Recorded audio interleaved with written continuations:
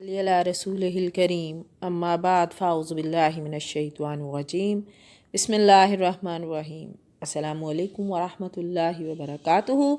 इस दुआ और उम्मीद के बाद कि आप जहाँ पर भी हों खैरियत से और हमेशा खुश रहें। I hope all of you will be okay by the grace of Allah who is the Rahman and Rahim.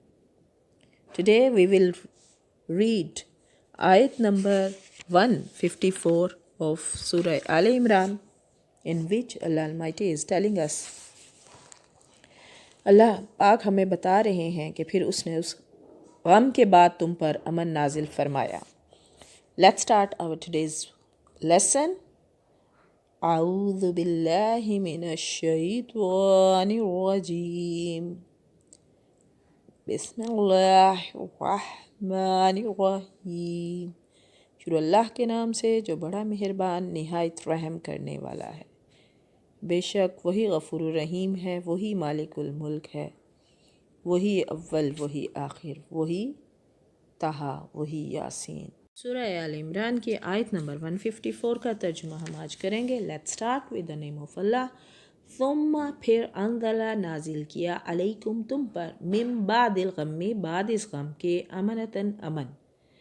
फिर उसने उस गम के बाद तुम पर अमन नाजिल फरमाया। नुआसन यख्शा कि क्या हुआ कि और तुम में से नींद आने लगी। नुआसन यख्शा नींद आने लगी ताइफतन जमात को मिनकुम तुम में से, और तुम में से एक जमात को अमन की नींद आने लगी। वाता आइफतन और एक जमात जो थी कद हमत हम आंफुसुहुम उनमें से जो वो अपने बारे में, हाँ कुछ वो जो थे एक जमात यानी उनमें से लोग भी थे कि उन्हें अपनी जानों की पड़ी हुई थी। अब यहाँ जो हालात बयान की जा रहे हैं वो ग़ज़वा उहद के बयान किए जा रहे हैं कि ग़ज़वा उहद में सरासिमगी के बाद यानी लड़ाई के बाद अल्लाह ताला ने फिर मुसलमानों पर अपना फ़ज़ल फरमाया और मैदान जंग में बाकी रह जाने वाले मुसलमानों पर ऊँघ मुसल्लत कर दी यानी नींद आने लगी। ये ऊँघ अल्लाह की तरफ से सकीनत और नुसरत की दलील थी। हज़रत अबू तलहा रज़ी अल्लाह ताला अन्हु फरमाते हैं कि मैं भी उन लोगों में से था जिन पर उहद के दिन ऊँघ छाई जा रही थी, हत्ता कि मेरी तलवार कई मरतबा मेरे हाथ से गिरी। मैं उसे पकड़ता और फिर गिर जाती, फिर पकड़ता और फिर गिर जाती। ये सही बुखारी की हदीस नंबर 14068। नुआसन और अमानतन से जो है, नुआसन जो है वो अमानतन से बदल है। ताइफतुन वाहिद और जमा दोनों के लिए मुस्तामिल है। कद अहम्मतहुम अनफुसुहुम लोगों में से थे यानी एक गिरोह जो था कि उन्हें अपनी जानों की, अनफुसुहुम अपनी जानों की पड़ी हुई थी। युज़न्नूना गुमान रखते थे, बिल्लाही अल्लाह के साथ, गैरिल हक के नाहक, ज़न्नल जाहिलिया नाहक जहालत का। वो अल्लाह के साथ नाहक जहालत भरी बदगुमानियाँ कर रहे थे। इससे मुराद मुनाफिकीन है। ज़ाहिर है कि ऐसे हालात में इनको तो अपनी जानों की पड़ी हुई थी। ये यकूलूना हल्लना कहते थे वो, हल्लना कि हमारे लिए है, मिनल अमरी हक बात या अमर मिन शैइन किसी चीज़ का, यानी वो कहते थे कि क्या हमें भी किसी चीज़ का इख्तियार है। वो अब यहाँ पे ये बातें बयान की जा रही हैं यानी कि नबी करीम सल्लल्लाहु अलैहि वसल्लम का मामला बातिल है, यानी वो जो लोग थे नाहक बदगुमानियाँ जो फैला रहे थे, ये जिस दिन की दावत देते हैं उसका मुस्तकबिल मखदूश है, इन्हें अल्लाह की मदद ही हासिल नहीं वगैरह वगैरह, यानी बदगुमानियाँ फैला रहे थे हमारे प्यारे नबी करीम सल्लल्लाहु अलैहि वसल्लम के बारे में। अब जब आगे बात की जा रही है कि हमें भी, और क्या कहते थे, हमें भी किसी चीज़ का इख्तियार है, यानी अब हमारे लिए अल्लाह ताला की तरफ से किसी फ़तह और नुसरत का इम्कान है, या ये कि क्या हमारी भी कोई बात चल सकती है या मानी जा सकती है। कुल कह दीजिए, अब अल्लाह पाक फरमा रहे हैं हमारे प्यारे नबी से कि कुल कह दीजिए, इन्नल अमरा बेशक हुक्म, कुल्लाहु सारे का सारा, लिल्लाही अल्लाह ही का है। बेशक कह दीजिए कि काम कुल का कुल अल्लाह के इख्तियार में है, यानी तुम्हारे दुश्मन के इख्तियार में नहीं है। मदद भी उसी की तरफ से आएगी और कामयाबी भी उसी के हुक्म से होगी, और अम्र नहीं भी उसी का होगा, यानी सिर्फ अल्लाह का। युख्फूना फ़ी अंफुसिहिम छुपाए हुए हैं जो अपने दिलों में, अपने अंदर, मा ला युब्दूना लक और नहीं वो जाहिर करते। کہتے ہیں یہ لوگ اپنے دلوں میں جو بات چھپائے ہوئے ہیں آپ کو ظاہر نہیں کرتے، آپ کو نہیں بتاتے، اپنے دلوں میں نفاق چھپائے ہوئے ہیں، ظاہر یہ کرتے ہیں کہ وہ رہنمائی کے طالب ہیں۔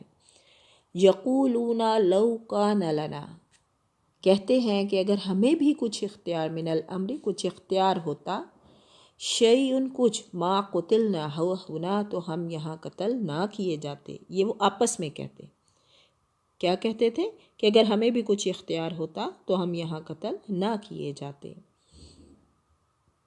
قل کہہ دیجئے لو کنتم فی اگرچہ کہ تم ہوتے فی بیوتکم اپنے گھروں میں بھی، لبرز الذین کتب علیہم القتل، کیا آپ کہہ دیجئے کہ اگر گو تم اپنے گھروں میں بھی ہوتے تو پھر بھی جن کی قسمت میں قتل ہونا تھا، لبرز الذین کتبہ لکھ دیا گیا تھا جن کے علیہم القتل قتل ہونا، الی مضاجعہم تو وہ مقتل کی طرف چل کھڑے ہوتے۔ اللہ تعالیٰ نے فرمایا کہ اس قسم کی باتوں کا کیا فائدہ، موت تو ہر صورت میں آنی ہے اور اسی جگہ پر آنی ہے جہاں اللہ کی طرف سے لکھ دی گئی ہے۔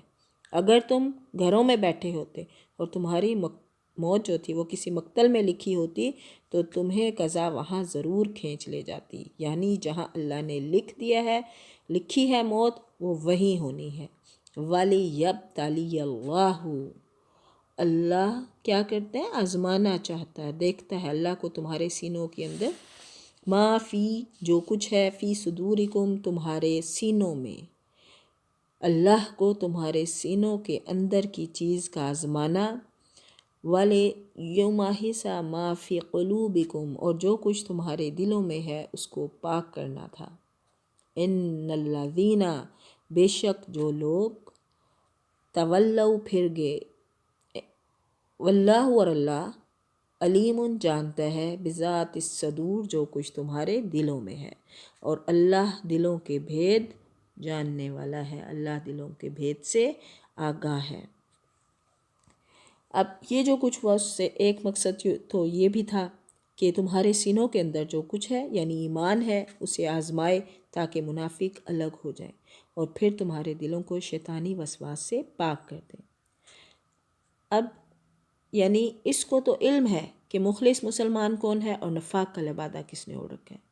جہاد کی متعدد حکمتوں میں سے ایک حکمت یہ ہے کہ اس سے مومن اور منافق کھل کر سامنے آ جاتے ہیں، جنہیں عام لوگ بھی پھر دیکھ اور پہچان لیتے ہیں۔ پڑھنے میں، بتانے میں غلطی کوتاہی کمی بیشی رہ گئی ہو تو اللہ پاک معاف فرمائے۔ قرآن پاک کی روزانہ تلاوت کیا کریں۔ اللہ پاک مجھے اور آپ کو سمجھ کر پڑھنے والا قرآن پاک پڑھنے والا بنائے، ہمیں اپنے پیارے نبی کی ہر سنت پر عمل کرنے والا بنائے۔ جہاں بھی رہیں خوش رہیں، دعاؤں میں یاد رکھیے گا۔ وآخر دعوانا ان الحمد للہ رب العالمین، فی امان اللہ۔